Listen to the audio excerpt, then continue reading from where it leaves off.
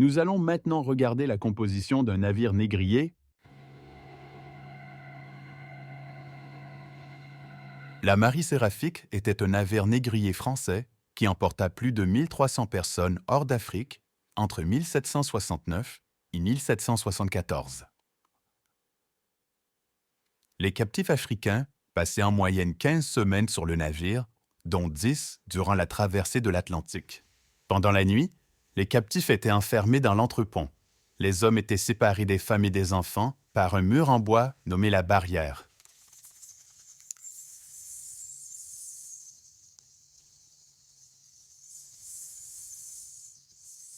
Les personnes mises en esclavage enduraient des conditions effroyables dues à l'exiguïté de l'entrepont.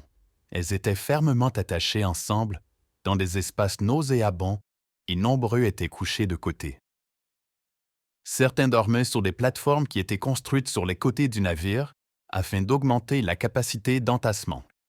Au lever du soleil, les captifs étaient amenés sur le pont principal.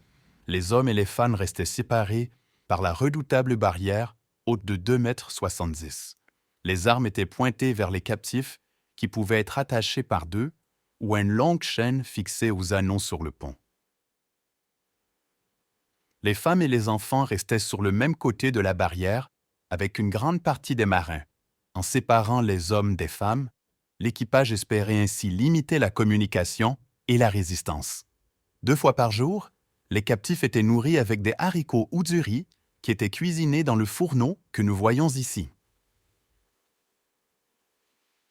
Les gamelles de nourriture étaient passées à travers la porte de la barrière, destinée à des groupes de 10 personnes.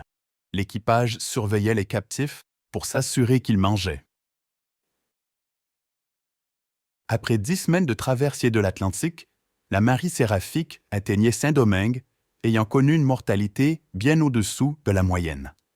Les Africains ayant survécu au voyage étaient alors vendus sur le navire.